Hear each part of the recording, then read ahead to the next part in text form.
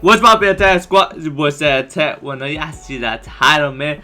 The absolute dumbest way to lose your championship, bro. Why was I thinking about this, man? Hey, yo. That's crazy when I was saying that sounded crazy. But when Francis lost to Anthony Joshua, I was like, bro, what happened to Andy Ruiz? Because I don't really watch boxing like that unless it's like big fights and stuff like that. So I remember him knocking at Anthony Joshua a couple years ago. And I felt like he just fell off the planet of the earth. But hey, we're gonna check that road 2K help, bro. We're gonna dumb it, but check this out real quick. His prime go from the heavyweight champion of the world to an inactive has-been in a single year. From knocking out the undefeated unified champ in the upset of the century to fighting only twice since 2019. Well, in the rematch, Anthony Joshua weighed in at a trim, disciplined 237 pounds, and Andy Ruiz weighed in with his shirt on. This was the moment I knew Ruiz was a one-hit wonder. After months of celebrating, that's why it was so iconic. Not iconic, but so memorable. Like, I don't really pay attention to boxing like that unless it's Tyson Fury fighting Deontay Wilder, Francis Ngannou there, like Anthony Joshua. Like, I don't really watch boxing like that, but when he popped up and he beat Anthony Joshua, who like actually looked like he's in shape compared to Andy Ruiz, I was like, bro, whoa, in terrible shape. Look at that. The biggest fight of his life, and he was feeling embarrassed at weigh-ins. It's a classic cautionary tale, and unfortunately, Andy Ruiz is far from being the first, and he certainly won't be the last. Ooh. A good piece. The one-hit wonder is perhaps the most interesting and tragic character in boxing. For a brief moment in history, he shocks the world, becomes champion, and fundamentally challenges what we think we know about the sport. Yeah. Money and fame enter the picture, and we see our newly crowned champion fly a little too close to the sun. Yeah, you can't take that away from him, though. Spectacularly and fade into he probably took so many pictures with that belt and stuff like that. You can't even take that away from him. But how exactly do we define a one-hit wonder? Some champs get to defend their title once or twice, and some stay contenders until they retire. The first Joshua fight earned the Ring Magazine's Upset of the Year, and that got me thinking. Going back to 1970, the Ring gave this award to the sport's most unlikely winners, the overlooked and underestimated. Fighters who shocked the world just like Ruiz. But taking a deeper look, it might spell trouble instead. Of every fighter to win Upset of the Year, 23 of them would go on to lose their immediate next fight. Makes sense. For 23 of our underdogs, they would never touch a title again for the rest of their career. Roughly half failed to repeat their success, making it a complete coin toss. And this makes sense. Upsets are won by the underrated, so after their coming out party, elite opposition usually brings them back down to earth. There's also the case of the rematch. 20 of these men had the opportunity to prove it wasn't luck the first time, but of those 20, only 6 were able to win again. Andy Ruiz was not one of those 6. Yeah, he lost 2 straight times. It seems that Upset of the Year can mean one of 2 things. That boy fell stiff as hell. So it seems that Upset of the Year can mean one of 2 things. You're a future Hall of Famer defying the odds, or you scored a lucky punch and your 15 minutes of fame is already ticking. Take, for example, the Rumble in the Jungle. Muhammad Ali was a 4-1 underdog against George Foreman, and even his own team feared for his life. Muhammad Ali, you want to look so damn scared. Act like you're going to the funeral. I'm the one fighting. George Foreman. Yeah, why they're not even pretending to be not scared, bro? Like, how are you in my corner, bro? Y'all supposed to hype me up. I was supposed to be the one that actually scared. Like, what? I ain't gonna lie, you need some new people in your corner, George. I said George. Muhammad. He said George, so I said George. Muhammad Ali needs But Ali would employ the rope-a-dope, tire out Big George, and ultimately knock him out to further solidify his greatness. Even though it was a major upset, Ali is the furthest thing from a one-hit wonder because he was great before and continued to be great after this fight. In 2007, unknown flyweight Nonito Donaire broke onto the scene with a violent one-punch knockout over undefeated champion Vic Darchinyan. Be strictly the Andy Filipino Ruiz Flash was awarded the Upset of of the year, and instead of fading away, went on to become a 4-division world champ, scoring highlight reel knockouts, holding titles for 3 consecutive decades, and always fighting the best. Donaire is the perfect example of a young boxer defying the odds and staying at the elite level into his older age. In other words, not letting the success get to his head. Then you have boxing fans probably know who that is. I don't know who that is. Marcos Maidana. I hesitate to call him a one-hit wonder because he had such a storied career before the Mayweather fights. And despite having good names on his resume, he lost his first 2 title shots. But Maidana would get his big break against Adrian Broner. You already know this story. Broner is the undefeated, loudmouth champion boxer. Maidana is the underrated, quiet puncher. After I fuck him up December 15th, I can promise you this. It's gonna get ugly. Wow. Oh, in the second round. Oh, wow. That boy's stumbling. How the hell did he make another 6 rounds? Look at the way he's walking. Oh, yeah, he's done. He should have been done. Oh, yeah, he's tough, though. He still had another 6 rounds.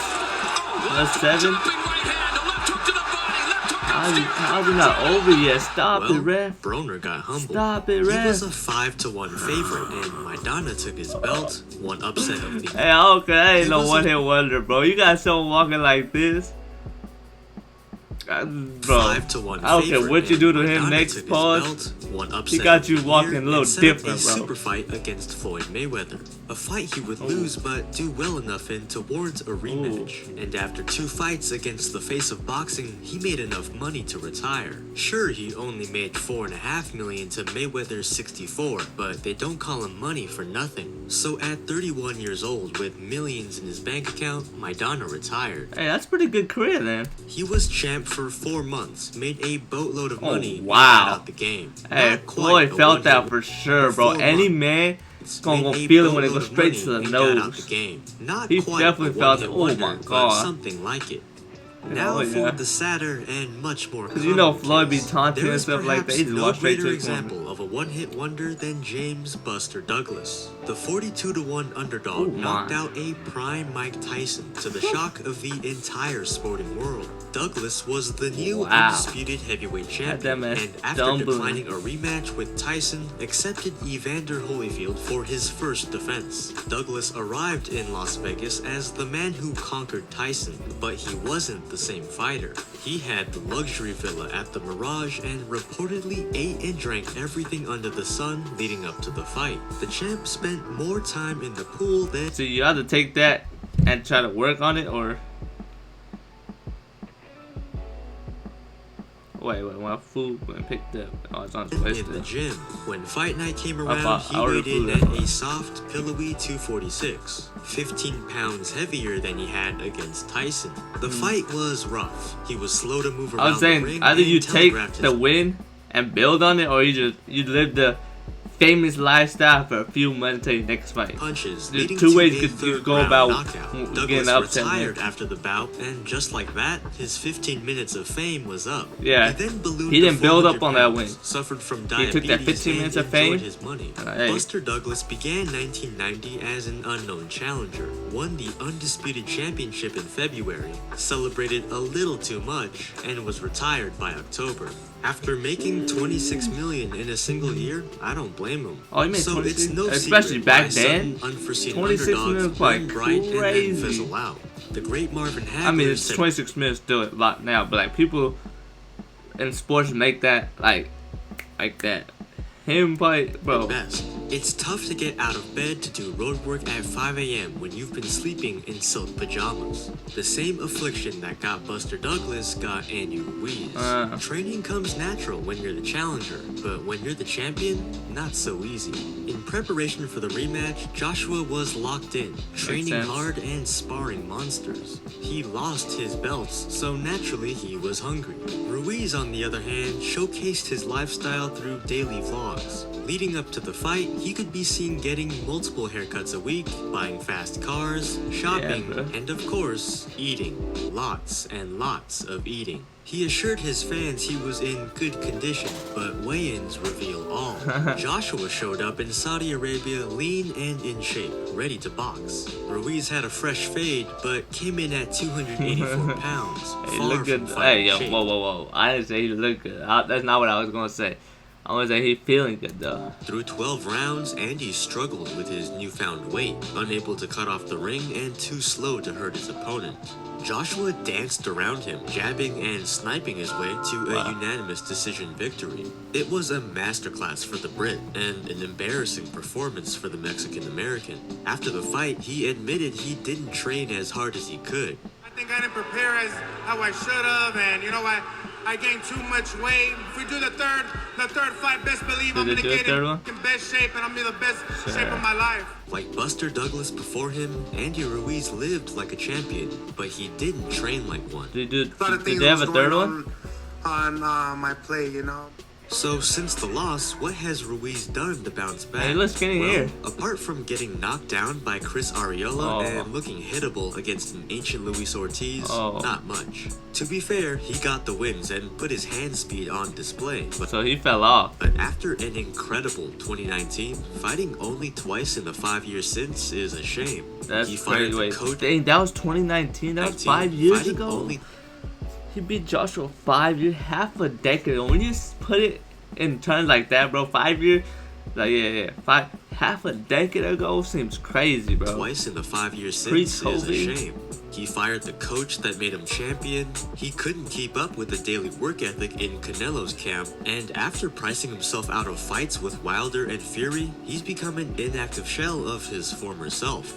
Many have called his discipline and motivation into question after noticing his lack of fights. After his first unsuccessful title challenge, he took 15 months off, and after the Joshua rematch, he was nowhere to be seen for a year and a half. Contrast this with AJ, who since losing twice to Usyk has rattled off 4 wins in 11 months, each more impressive than the last. Or Joseph Parker, who after getting brutally knocked out by Joe Joyce, has won 5 in a row to put himself back in title contention. That's tough. Look how quick they turn around. Bro got knocked out. He probably didn't knock it. 3 months, fight. Another 4 months, fight. Another fight. 1 month in between a fight. These boys. Joe Joyce has won 5 in a row to put himself back in title contention. At least At 34 years old, Ruiz is burning his prime years. And as other heavyweights continue to improve and strive for greatness, Ruiz is fading into irrelevance. In fact, every governing body and boxing publication has him outside of their top 10, where he was a mainstay just a few years ago.